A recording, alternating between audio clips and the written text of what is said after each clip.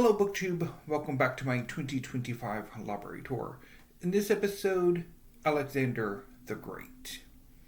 Over the years, I have amassed quite a collection of Alexander the Great biographies and histories of his empire and the kingdoms that succeeded it. So let's get started.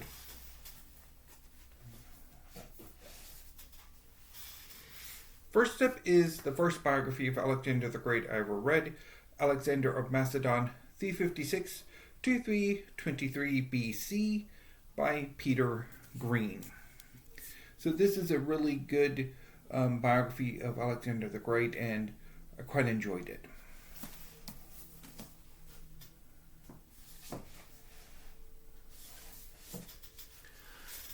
I also have Soldier, Priest, and God by S.F.S. Naden. So this biography looks at Alexander the Great through the lens of his religion and how Alexander's conquests mirror his religious faith, especially his obsession with the god Dionysus, as well as Achilles and Patroclus. Really good.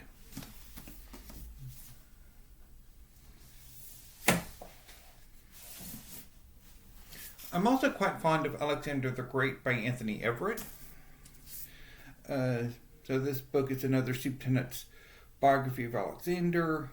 This time I quite like Everett's handling of the various illnesses that befell Alexander and how ultimately led to its death. Quite good.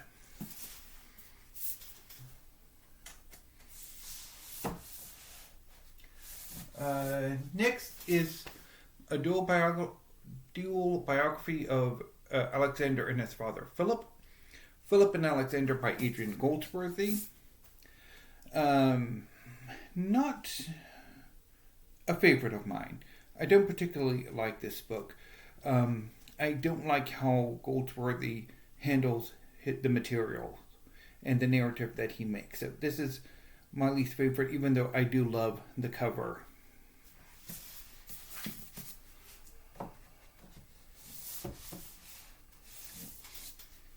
From last year, I have Alexander at the End of the World by Rachel Cuser. So this is a book that focuses on the last years of Alexander the Great's life, primarily from the sacking of Persepolis to his death. This is quite good, although Cuser is perhaps a bit too forgiving of some of Alexander the Great's excesses, which is where I'm both attracted to and repelled by Alexander the Great.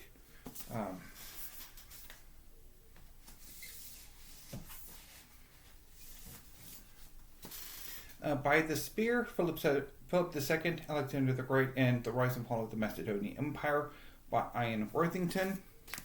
This is a pretty good book on the Macedonian Empire, if I remember correctly. It's been a while since I read it, though.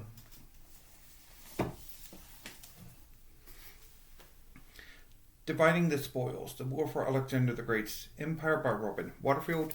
So this book looks at the wars of the successors.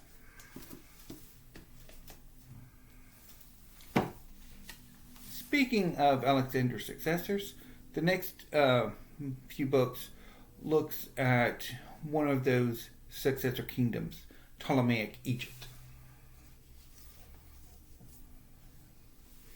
The Last Pharaohs, Egypt under the Ptolemies, 305 to 30 BC by J.G. Manning. So this came out many years ago, and I don't recall much of it.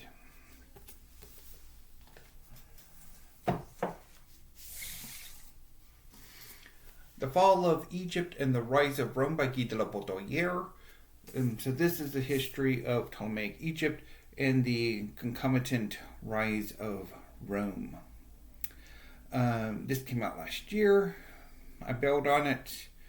I didn't particularly like Delabodayer's style in this.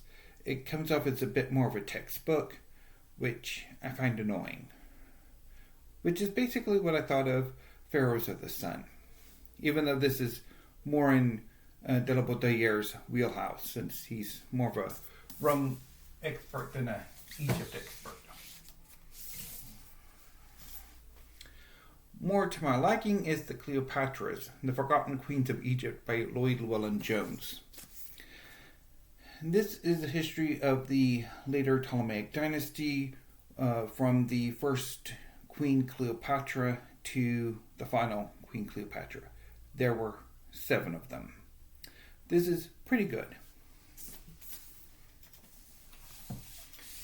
Speaking of the 7th Cleopatra, this is Cleopatra the Great by Dr. Joanne Fletcher.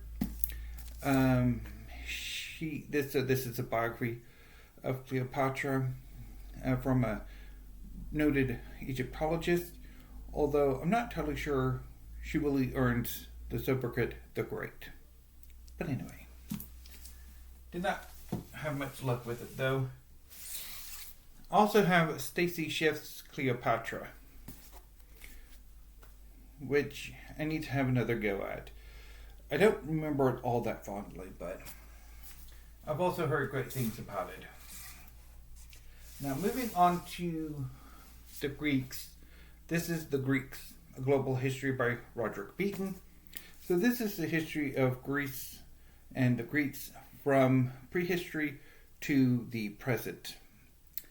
It's a pretty good book, although there are parts of it that lost me.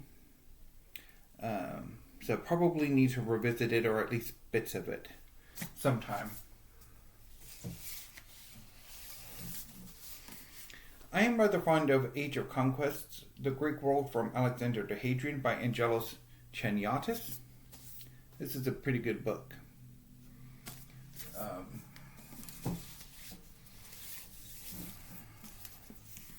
The Peloponnesian War by Donald Kagan. This is the definitive modern history of the war, I would think. Although I did not actually particularly care for the book. I tried to read it a few years ago and didn't get on with it. Now, the reason why I have it is snippets of this book was used as a textbook for my first college class. And that's why I have it. Well.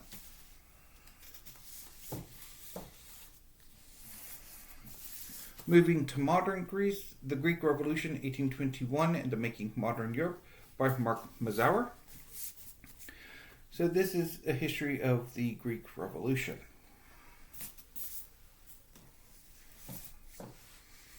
Moving away from Greece entirely, Four Queens, The Provencal Sisters Who Ruled Europe by Nancy Goldstone.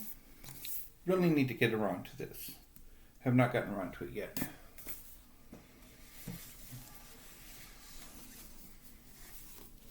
In Search of the Phoenicians by Josephine Quinn. This is a study of the peoples who lived in what is now Lebanon. And it really looks at how these peoples' identities were formed, both as much as we can determine by themselves as well as externally. Hence the In Search of the Phoenicians. This book is as much a history of, it's as much about the people that we call the Phoenicians as it is sort of how a history of how that designation came to be, both in the ancient world and in the modern world. So it's fairly interesting. I don't know if I'm ever going to reread it. I'm not entirely sure why it's still in my collection, but it is. At some point we will actually get to a book that I was sure I got rid of and is still in my collection. Anyway, so the last book on the shelf is Raised to Rule, Educating Royalty at the Court of the Spanish Habsburgs, 1601 to 1634, by Martha K. Hoffman. So this is a study of how the children of Philip III were raised. And it's a pretty good book, a bit academic, but I rather enjoyed it when I read it. Whether or not I will come back to it, I don't know.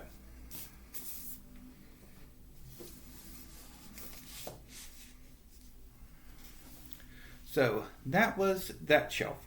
I will be back with a few more shelves because the history part of this library tour is going to be a while. So anyway, I will be back with some more videos. So until then, thank you, have a great afternoon, and stay safe.